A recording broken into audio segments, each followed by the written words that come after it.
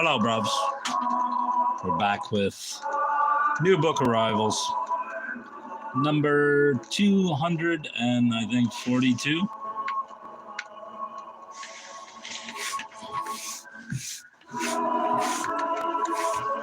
$242.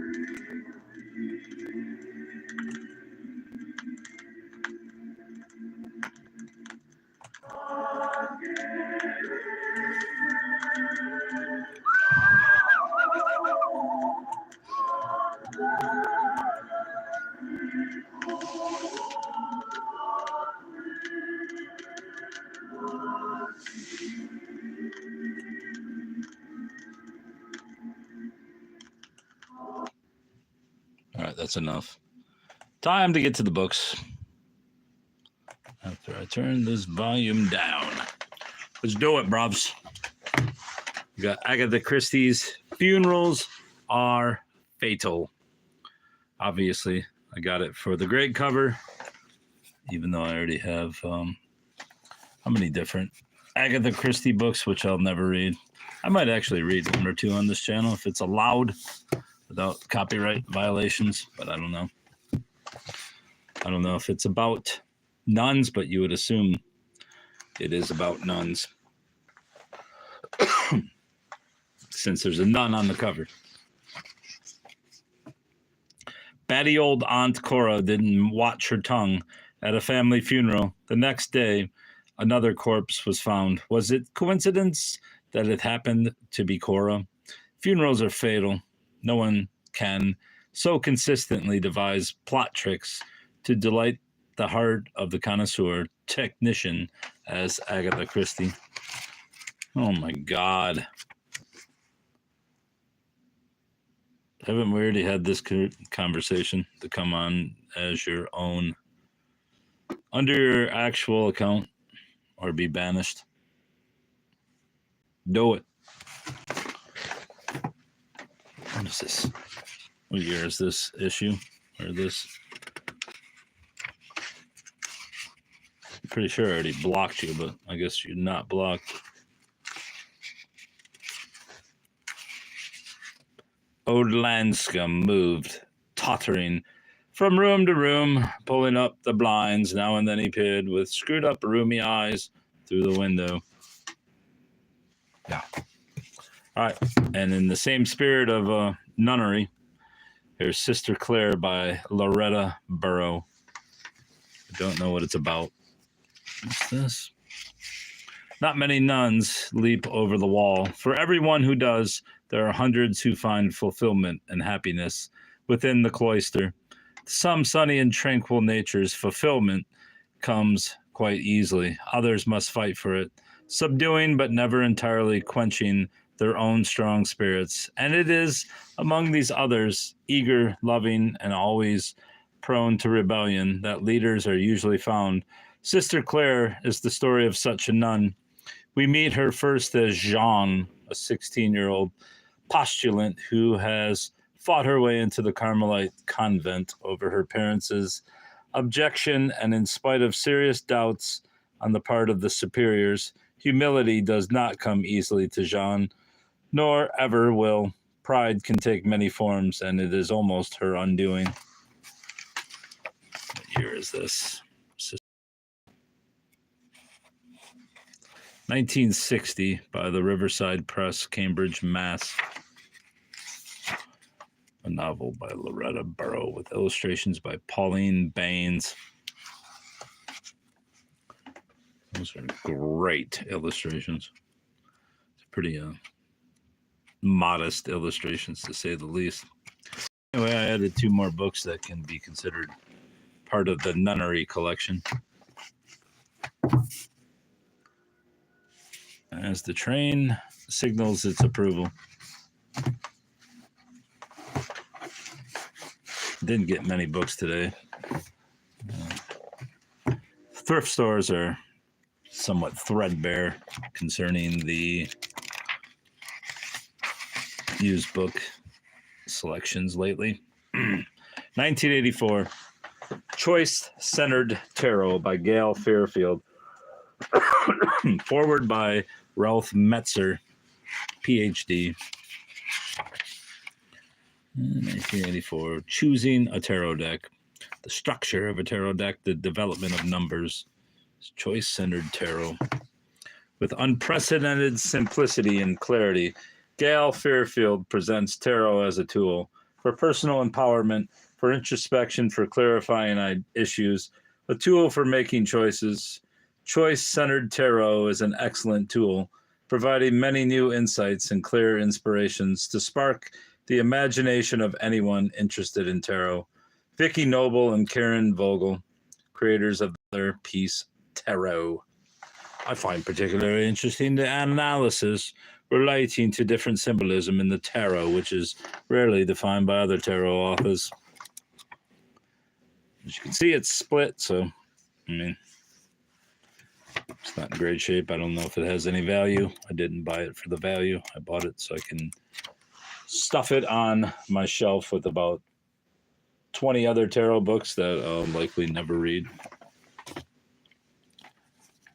Discovering Our World, A Course in Science for the Middle Grades, Book 1. I mainly got it for this, the bookplate from Roosevelt School in Detroit, Michigan, November 14th, 1944. Although it is, look at that, Board of Education, City of Detroit. So it does have some pretty cool illustrations. And it's Juvenalia. Look at that, cats flying. What we got, bruvs? We got some kittens flying. I thought I saw some kittens flying, bruv. Or did I mistake myself for that? Where were the kitties flying? There's a bear. Or is that a cat? No, it's a bear. Bar. No, that's not cats. It looks like Perseus or something. Frogger. Clown Ministry by Floyd Schaefer.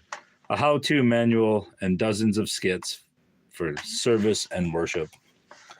I've had this book before and I sold it as a part of a collection of clown ministry books, which is a creepy enough sentiment. Hey, let's teach the kids the gospel using clowns, friends. Fucking clowns of all people. Planting the seed. Penny story.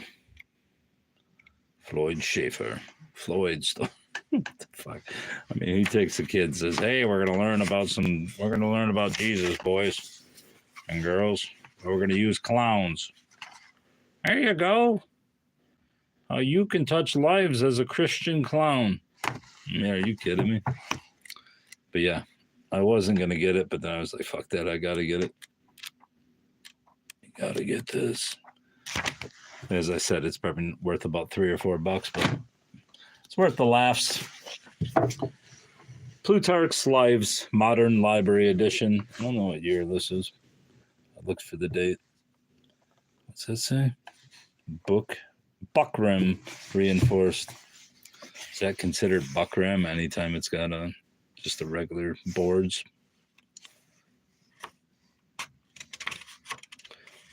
Translated by John Dryden, Plutarch's Lives.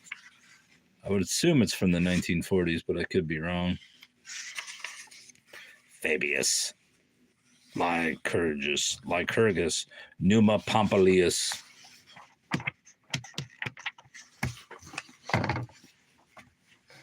Marcus Brutus, Demetrius. How much of this do you think is just absolute bullshit? It's not real history.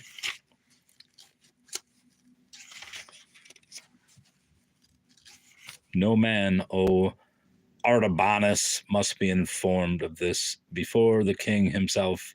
Thus Phanius relates, to which Eratosthenes, in his treatise on riches, adds that it was by the means of a woman of Eretria, who was kept by Artabanus, that he obtained this audience and interview with him. That's a lot of fucking pages. Nice solid book. Speaking with the devil, exploring senseless acts of evil. Hi, Tyrannosaurus Rex. Speaking of senseless acts of, I guess it wouldn't be evil, it's just fucking trifling stupidity. Hey, I'm just going to keep coming under different names and say, hey, Bobby, what's up? Instead of coming as your own self and trying to act like a non-teenager. But such is the thing. Let's see what this book has to say. What distinguishes the disturbed from the truly evil? Why do seemingly senseless acts of malevolence happen? Is malevolent behavior something more than criminal behavior? Eminent psychologist Carl Goldberg attempts to answer these questions as he examines the roots and ramifications of malevolence in our society, drawing on revealing case studies as well as classic works by Hannah Arendt, Erich Fromm, and Ernest Becker. Goldberg charts the genesis and development of the malevolent personality and its resistance to self-examination. Yoy. I am muffin shooter. Goldberg recognizes the need to get beyond good and evil as terms. Child of scorn. Shame and malevolence. The history of evil. The problem of malevolence. Undergoing malevolence on a mass level for most people results in a passive, unwilling attitude toward taking action against subsequent sinister events.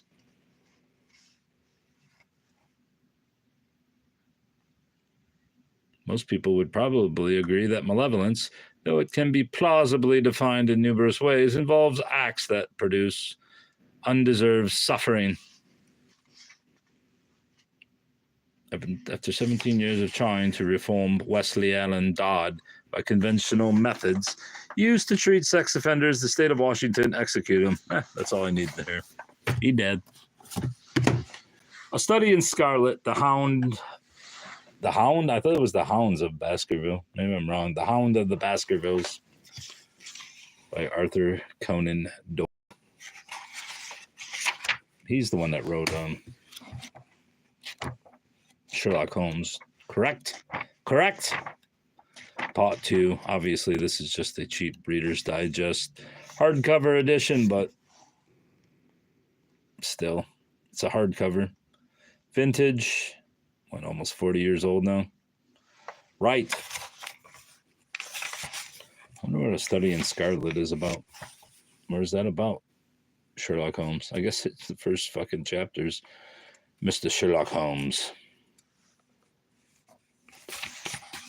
I guess both of them. What are these? Just book titles under the Sherlock Holmes banner. Mr. Sherlock Holmes. In the year 1878, I took my degree of Doctor of Medicine of the University of London and proceeded in Netley to go through the course prescribed for surgeons in the army. Having completed my studies there, I was duly attached to the 5th Northumberland Fusiliers as assistant surgeon. The regiment was stationed in India at the time. Yeah. The Last Portrait of the Duchess of Alba, a novel by Antonio Larreta, which I've come to find out is actually a story about Obviously, this is a novel, so it's not an actual true crime, but it's about the murder or the death of the Duchess of Alba, who I think was 40. She died in her bed at the age of 40. To this day, her death remains a mystery. Was she poisoned by Manuel Godoy, first minister to the royal family and her sometime lover, or did she die by the hand of Francisco Goya, court painter of humble origins, whose affair with the Duchess shocked Spanish society? Perhaps it was suicide, prompted by her late fading beauty and her addiction to the powder of the Andes. Is that cocaine? Did the queen, whose jealous venom knew no bounds, have a hand in the Duchess's end? Or did Prince Fernando, whose bid for the throne became the ruin of Spain? Who is it, bruv? What is our answer?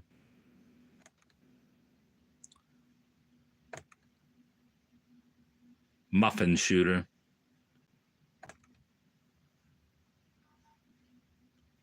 Let me block you from there. Not you, muffin shooter. Could have swore I put that motherfucker out of here. All right, they're gone. Goodbye, you fucking reprobate.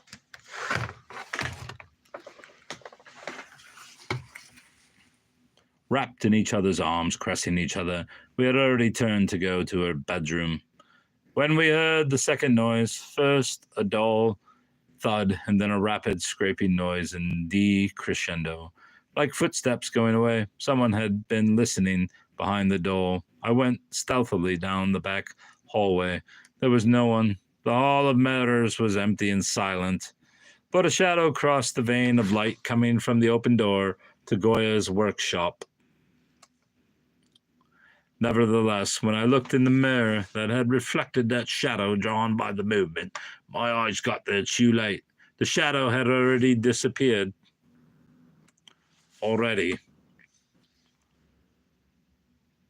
And there was nothing more than the luminous vein, quiet and enigmatic. For a moment I thought about Goya, but his thick peasant body could not have slipped away over the marble in the salon at that speed.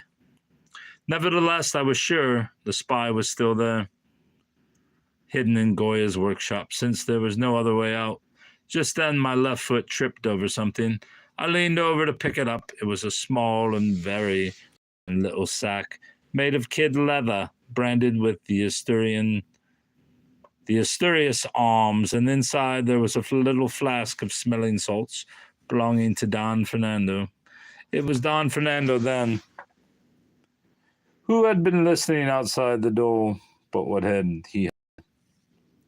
Only our amorous play about the glass and the wine, or something that at this very moment proved to him that Cayetana was my ally and not his.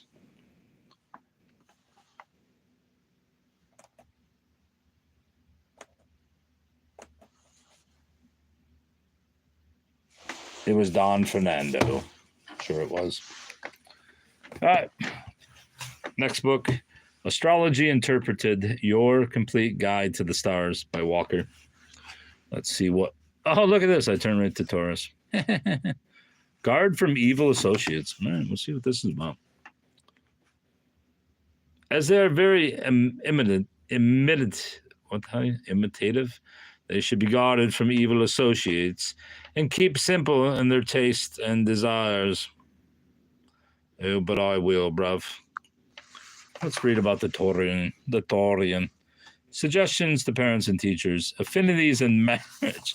There we go. Taurus people will find their most congenial mates under the sign of Scorpio. Scorpio likes flattery, and Taurus people gain much of their popularity by their simple, unaffected way of making pretty speeches to and about others. Scorpio would meet all the demands of the wayward, passionate nature of Taurus, but steady and strengthen it as well.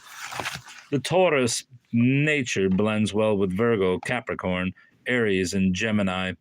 Aries and Taurus would not be likely to lead dull, placid lives on account of the quick temper of one and the stubbornness of the other. But if both had learned the lesson of self-control and had agreed to differ, but not to disagree, their union would develop the highest possibilities in the natures of both. Taurus and Gemini would get along very well together, but Gemini would always have a feeling of intellectual superiority. That's funny, which might be irritating to Taurus and lead to discord.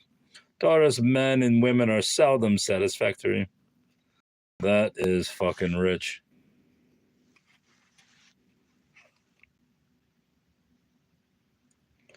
Very rich, I say. Richer than all riches can be.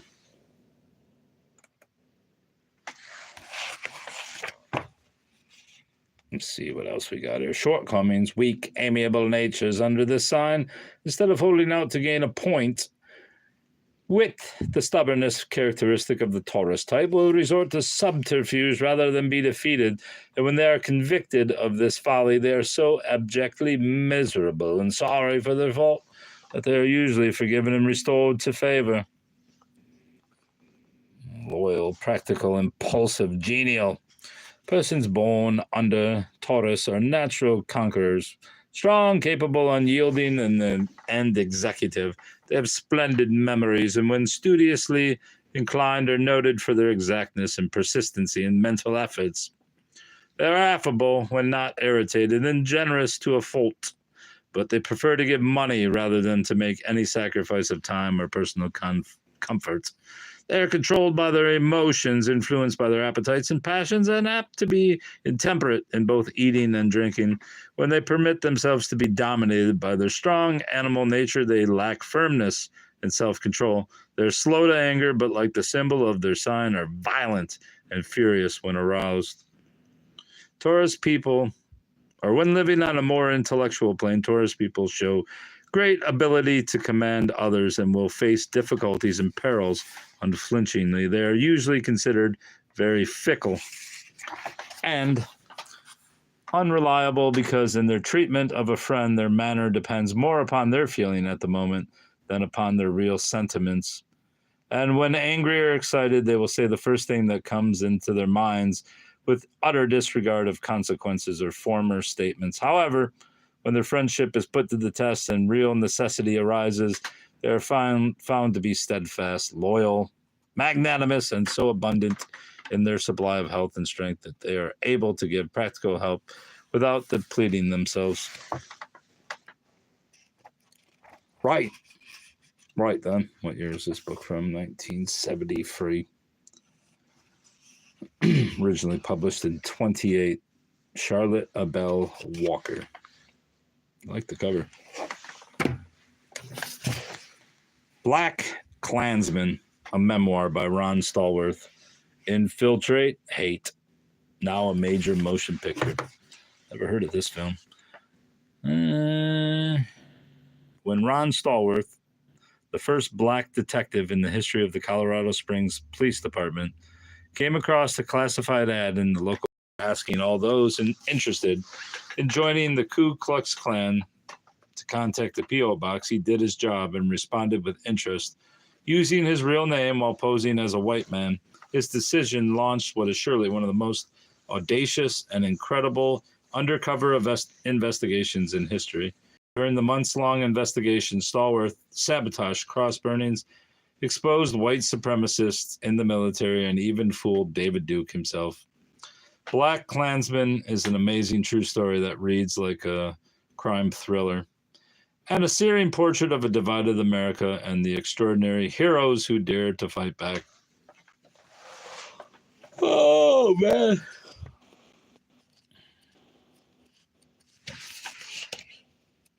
Year is this? 2014. Black Klansman. George Orwell, a clergyman's daughter. A clergyman's daughter. Deeply expressive and vital, the new republic. In A Clergyman's Daughter, Orwell explores the faith and devotion embodied in Dorothy Hare, the dutiful daughter of a rector in Suffolk. Dorothy spends most of her days selflessly attending to the needs of her father and his church, despite her father's fanciful view of his position in the world. She performs good works, cultivates good thoughts, and pricks her arm with a pin when a bad thought arises. But even Dorothy's strength has its limits. And one night, while toiling on costumes for the church school play, she blacks out. When she comes to, she finds herself on a dirty London street, clad in a sleazy dress and completely unaware of her identity.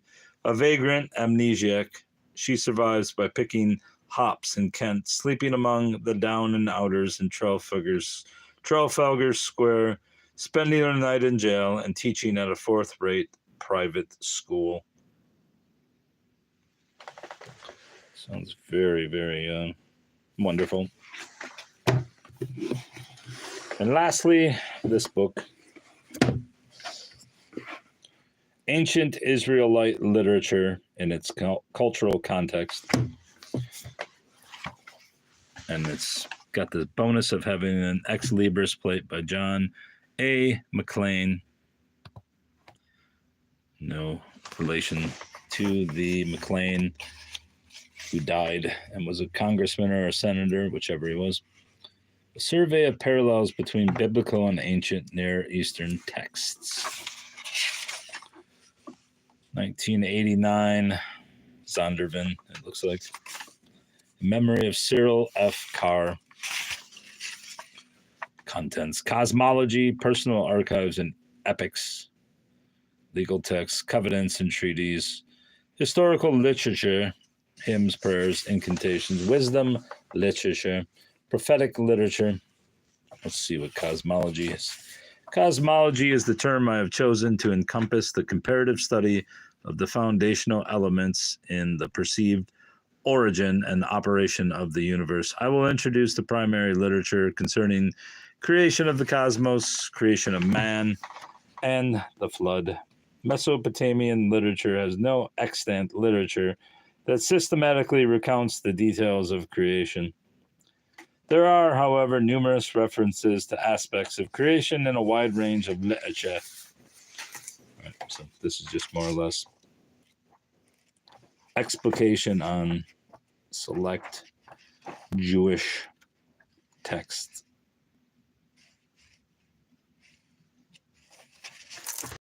All right, that will go up here with these other books on Jewish magic and such. And I guess that's going to be all for this little episode of Book Time.